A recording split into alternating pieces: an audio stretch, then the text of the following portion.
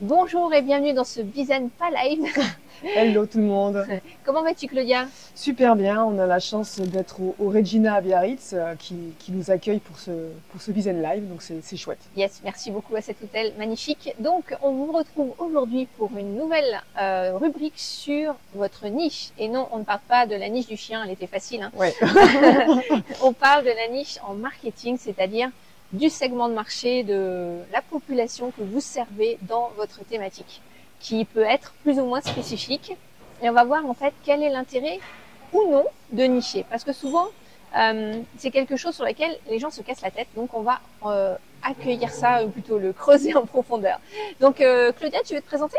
Oui, donc Claudia Jaunet, société AcroWeb. Donc j'ai ma société depuis plus de 10 ans et j'aide les entrepreneurs à être visibles sur le web en leur mettant en place des sites internet extrêmement simples à utiliser parce que mon objectif c'est de vous rendre autonome avec ce site et surtout qu'il soit utile pour vous.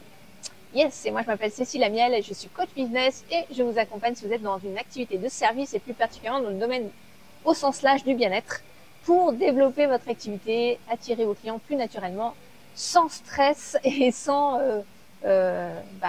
choses très pushy en marketing. Donc aujourd'hui on va parler de la niche et donc il n'y a pas très longtemps il y a une personne qui m'a dit Cécile, chercher ma niche, c'est vraiment une torture. Et ce mot, je l'ai retenu parce que je me suis dit, waouh, c'est pas la première personne à me dire que c'est compliqué en fait. Et je comprends tout à fait, le challenge parce que elle, par exemple, ça faisait des mois qu'elle se triturait l'esprit pour savoir quel était son client idéal, quel était son avatar ou son persona, on peut l'appeler de différentes façons. Et parce qu'on lui disait effectivement qu'il fallait nicher, c'est-à-dire être très spécifique sur le type de client qu'on veut accompagner. Et donc, elle tournait ça dans tous les sens. À chaque fois qu'elle reposait la question, elle trouvait une nouvelle niche, ce qui lui posait vraiment problème. Ouais, c'est pas facile. C'est peut-être votre cas aussi. Quand on est dans les premières années d'activité, eh bien, c'est très compliqué de nicher et c'est normal. Pourquoi? Parce qu'on n'a pas encore d'activité justement. On n'a pas encore suffisamment de clients, on n'a pas encore de régularité dans le trafic qui vient à nous. Et du coup, les premières personnes qui viennent à nous, c'est des personnes qui sont dans notre entourage et ça peut être des personnes qui sont dans des activités totalement différentes pour des problématiques totalement différentes. Et en vrai, c'est ok parce que comme on est dans les premiers mois ou les premières années d'expérimentation, enfin souvent les premiers mois, hein, quelque part on doit se confronter à ça pour savoir avec qui on aime bosser, avec qui on aime travailler, qui on aime accompagner. Moi, quand j'ai démarré, je savais que je voulais accompagner des parents, donc à l'époque j'étais dans la parentalité, mais voilà, je connaissais pas encore très bien leurs problématiques. Donc, tant qu'on n'a pas été confronté à un certain nombre de clients et de problématiques, on ne sait pas vraiment comment les servir au mieux et sur quoi surtout on va les accompagner. Donc ça, c'est tout à fait normal. Et donc, est-ce qu'il faut nicher à ce moment-là? Que vous ayez, on va dire, un type de personne au sens large que vous voulez servir et vous expérimentez. Mais après, c'est avec le temps en fait que vous allez pouvoir vraiment découvrir quel est ce client idéal. Vous allez pouvoir découvrir qui c'est que vous aimez le mieux servir, et surtout quel type de personne vient à vous le plus naturellement parce qu'elle résonne avec qui vous êtes en fait et avec ce que vous avez à proposer. Donc la niche en fait au départ c'est normal de pas trop la trouver, il faut pas trop se focaliser sur le but de spécifier, il faut se dire que ça va venir en faisant les premiers pas et en servant vos premiers clients et c'est au bout d'un moment que vous allez pouvoir affiner votre niche. Donc est-ce que ça dépend pas aussi des produits que tu as, des prestations?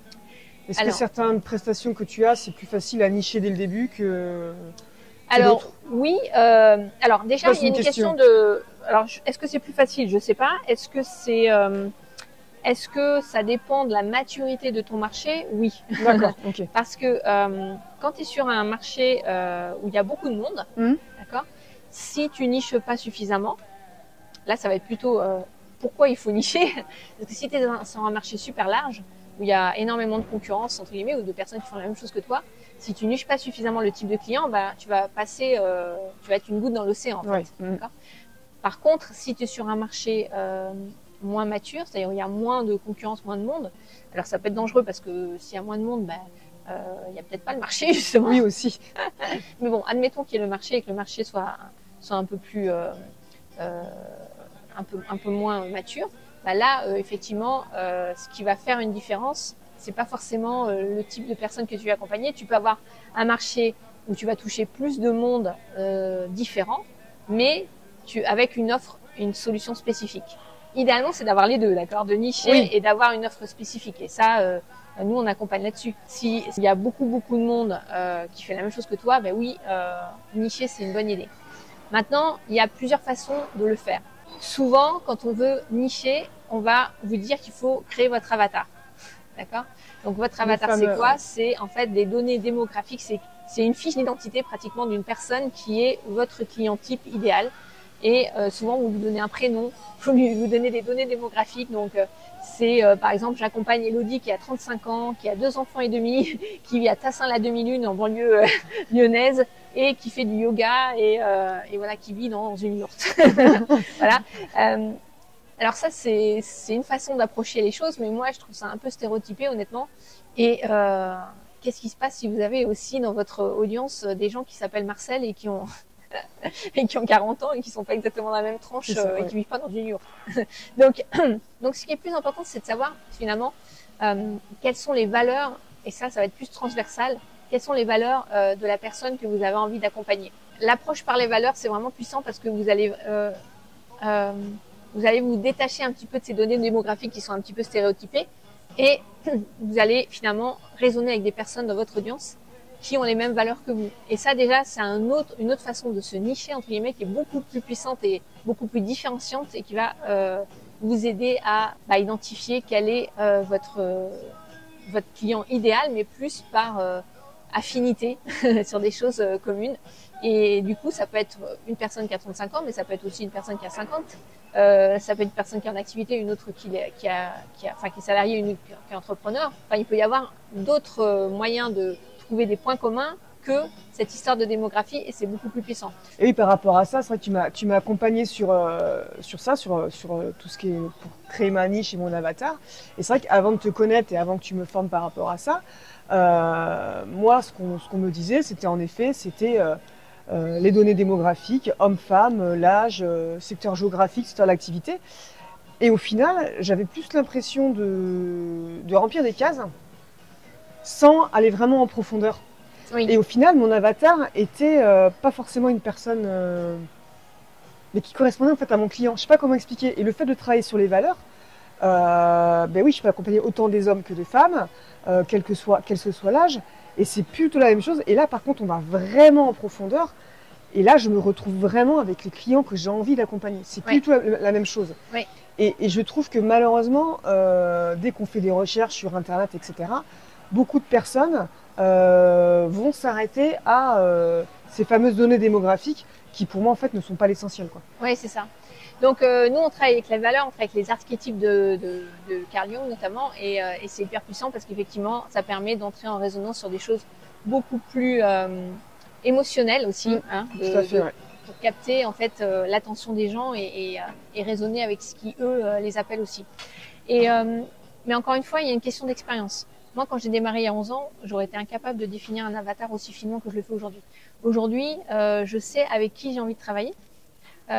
C'est beaucoup plus facile, ma niche, elle a beaucoup évolué. Aujourd'hui, par exemple, je peux cibler beaucoup plus parce que j'ai l'expérience et parce que je sais que j'ai envie de travailler. Alors, il y a deux choses, deux composantes. La première, c'est que, comme je l'ai dit tout à l'heure, c'est une question de marché large. Moi, je suis sur le marché, par exemple, du coaching marketing et il y a énormément de monde. Donc, j'ai choisi de m'adresser à une cible plus spécifique qui sont les professionnels du bien-être et les gens qui sont dans le coaching. Mais j'ai pu faire ça pourquoi? Pour deux raisons. La première, une question de marché, et la deuxième, c'est parce que j'ai suffisamment d'expérience derrière moi pour avoir accompagné plus de 800 clients, qui fait que aujourd'hui, je sais le type de personnes que j'aime bien accompagner, et je peux même aller encore plus loin dans ma niche, c'est-à-dire que j'accompagne plus spécifiquement ces gens-là, mais aussi des gens qui sont pragmatiques et qui ont une certaine ouverture évidemment à la spiritualité, à l'énergétique, mais qui sont aussi des personnes qui sont dans l'action. C'est-à-dire qu'ils ont envie de développer leur activité comme étant une vraie activité à plein temps et pas une activité de loisir. Donc parce que il peut y avoir des gens qui font des formations en thérapie et dans le bien-être, mais qui vont pas forcément en vivre, n'ont pas cette volonté. Donc là, c'est pas notre cible à nous. Donc voilà. Donc on peut être encore plus spécifique quand on a l'expérience et quand on a déjà appréhendé ça. Bon, moi, c'est un peu la vie qui m'a aussi guidée à accompagner ce genre de personnes avec des rencontres, etc. Mais voilà, on peut être plus spécifique et c'est bien parce que quand tu connais bien ta cible, qu'est-ce qui se passe? Tu peux lui parler beaucoup plus spécifiquement. C'est pour ça que c'est important de connaître qui elle est, qui est ta cible. C'est pour ça qu'on demande de spécifier. Parce que derrière, par exemple, quand tu as défini un type de personne que tu aimes bien accompagner, bah, tu vas parler dans un langage qu'elle comprend, tu vas pouvoir connaître un peu tous les aspects de sa vie et parler dans son langage et la personne va se reconnaître quand tu parles d'elle. Elle va se dire, bah tiens, Cécile, quand elle parle de moi, c'est exactement, je me sens concernée en fait. Et si je dis, je suis coach en marketing et je m'adresse à tous les gens qui ont une activité de service, bah, je vais forcément attirer des gens potentiellement avec qui j'ai pas forcément envie de travailler non plus. Par exemple, il y a une époque, Oui, aussi, je me souviens, il y avait une personne dans le BTP qui m'avait contacté. Donc déjà, j'étais pas super, enfin, le secteur en lui-même, c'était pas quelque chose qui me passionnait, d'accord. Mais en plus, je suis pas sûre que j'aurais été la meilleure personne pour accompagner cette personne parce que j'ai pas forcément une connaissance de son marché. Alors, j'en ai pas forcément besoin, honnêtement, dans le marketing. C'est elle qui va faire le travail, finalement, de découverte, puisque c'est elle qui va œuvrer dans ce marché-là. Mais quand même, c'est bien d'avoir une notion aussi du marché des personnes que vous accompagnez. Et c'est vrai que, maintenant, du fait qu'on travaille avec des gens qui sont dans le bien-être et dans la thérapie, etc., bah, on connaît leurs problématiques, on connaît ce qu'ils vivent, on connaît un petit peu ce à quoi ils sont confrontés au quotidien. Et donc, c'est beaucoup plus facile de savoir quelles sont les questions qu'ils se posent et d'y répondre pour les aider. Oui, de s'adapter, de travailler avec eux. Et ce que tu dis aussi, c'est que ce qui se passe aussi quand on niche, ben, ça évite aussi d'attirer des personnes qu'on veut pas. Oui. Et ça paraît bête, mais ça nous évite de perdre du temps avec ces personnes-là, ou alors de dire oui à des contrats qu'on a au fond de nous pas envie, et qu'on dit oui quand même, et qui peut par derrière avoir des problématiques voilà, autres de clients, de trésorerie, tout ce que tu veux. Oui. Et c'est vrai que le fait de nicher, enfin pour moi en tout cas, c'est vraiment ce que j'ai vu. Aujourd'hui, j'attire vraiment les clients avec qui j'ai envie de travailler et surtout que je peux aider. Exactement, c'est hyper puissant parce que il y a une forme d'alignement à travers ça et c'est super puissant.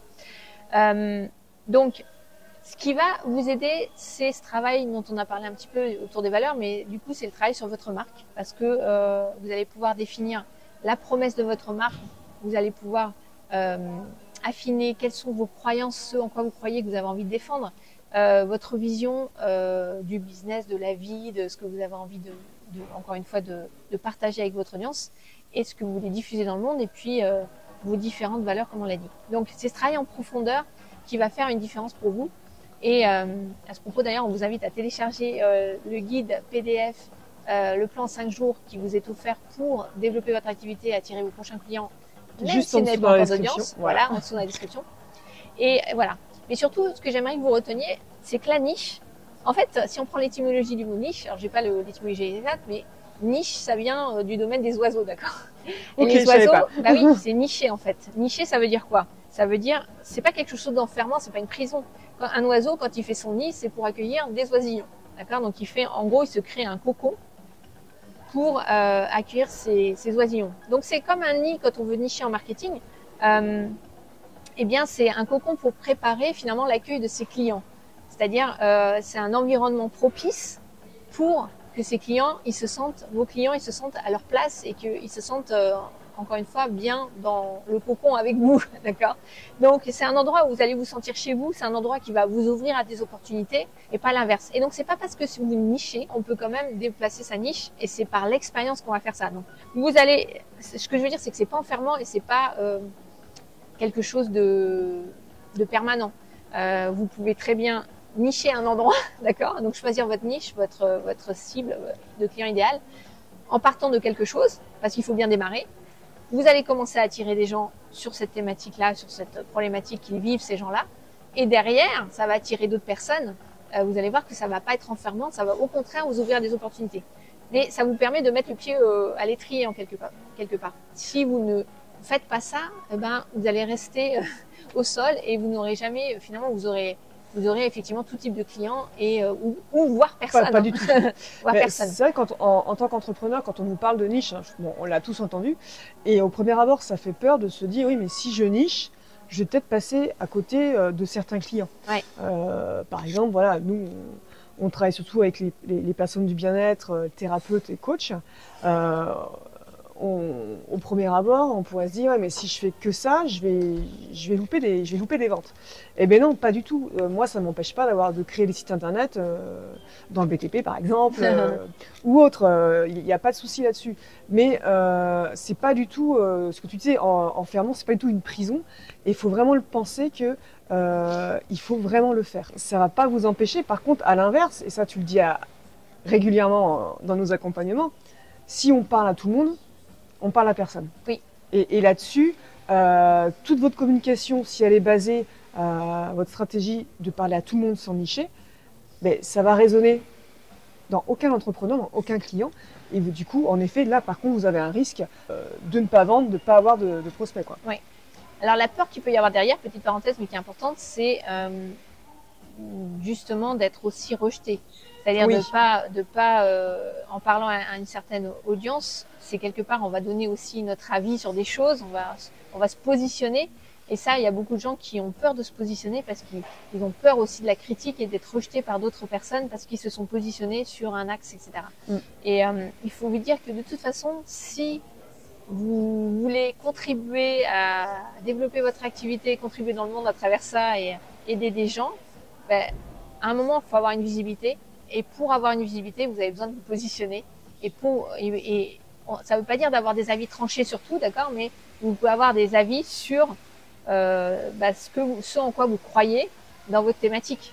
C'est important de le partager, ça. Parce que sinon, comment vous voulez que la personne vous distingue d'un autre coach ou d'un autre thérapeute si vous n'offrez pas un angle d'accroche avec la personne qui est en face de vous, qui vous êtes, qu'est-ce que vous défendez comme idée. Et ça, c'est important de le mettre en avant, en fait. Parce que vous allez voir que vous allez avoir plus de monde que vous ne croyez qui partagent les mêmes idées que vous, même si dans votre entourage proche, c'est pas le cas.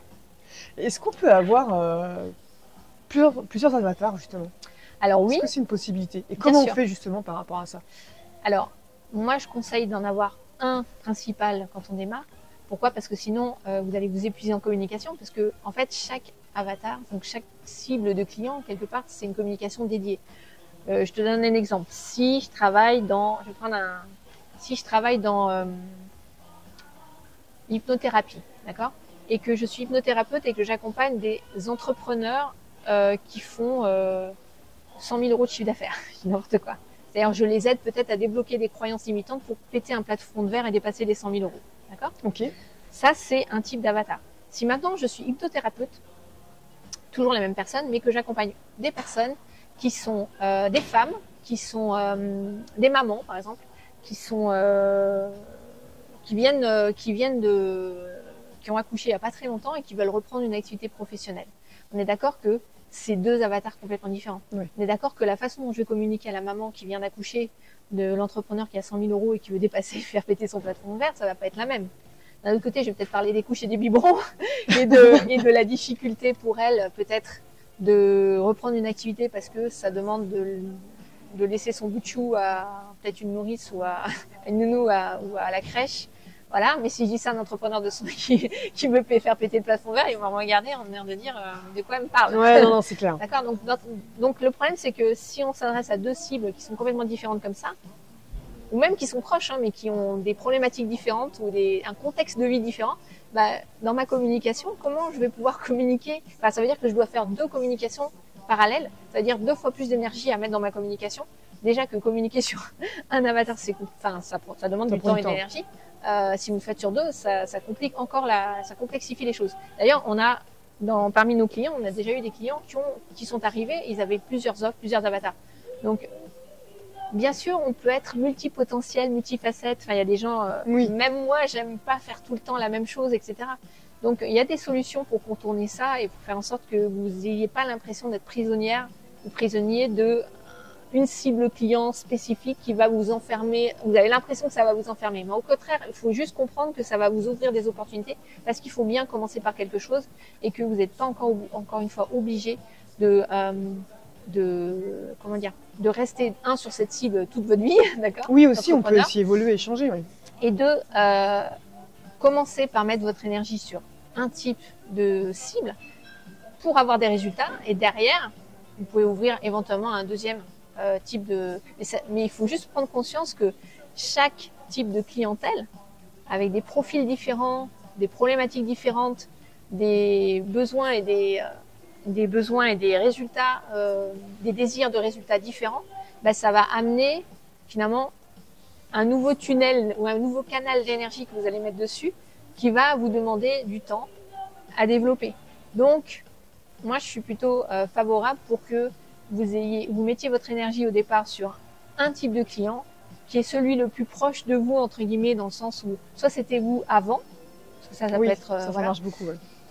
Donc, vous avez transformé des choses dans votre vie et vous accompagnez cette personne là-dessus. Par exemple, nous, on a une cliente qui est lithothérapeute et elle accompagne des personnes endeuillées qui ont perdu un enfant.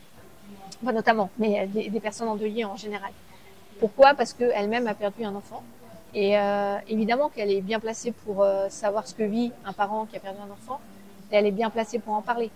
Donc voilà, ça ne veut pas dire qu'elle accompagne pas d'autres types de personnes. Aujourd'hui, elle ouvre à d'autres personnes, mais ça, c'est un peu le cœur des gens qu'elle peut accompagner et où elle a une autorité directe et une crédibilité. Et c'était elle avant, enfin c'est toujours elle, mais je veux dire avec quelques années d'avancement dans ce qu'elle a vécu et du coup elle est bien placée pour aider les gens, accompagner les gens là-dessus. Donc ça c'est voilà un exemple, c'est soit vous avant, ou soit ce que vous avez vécu qui a fait que voilà vous avez vécu, soit c'est un choix délibéré par rapport à vos compétences ou à vos envies ou au type de personnes qui viennent à vous aussi et vous dites ouais c'est vraiment chouette de travailler avec ces personnes-là. Donc c'est comme ça que ça va s'affiner en fait. Donc en conclusion, faut pas vous stresser par rapport à la niche. La niche c'est une bonne idée si tu as déjà quelques mois d'expérience, tu as commencé à accompagner des clients. De nicher plus spécifiquement, mais si tu ne l'as pas au départ, commence à accompagner différents types de personnes pour apprendre à les connaître, pour finalement te former aussi, parce que quand tu coaches ou quand tu accompagnes les premiers mois, les premières années, tu es encore quelque part un bébé, un bébé coach. Hein. C'est par l'expérience que tu apprends ton métier. Et donc plus tu vas accompagner de personnes, en vrai, plus tu vas gagner en expérience et en autorité et justement pouvoir affiner ta niche. Donc, si tu peux pas aujourd'hui cibler précisément, commence déjà par ça, par faire ton expérience, par partager ce que tu fais de la meilleure façon, en partant de toi, ton essence, tes valeurs, qui tu es, de montrer quelle est ton approche, d'assumer aussi tes singularités, de les intégrer dans ta méthode, d'accord? Ça va faire un angle de différenciation pour les gens. Et observe qui vient à toi avec le temps.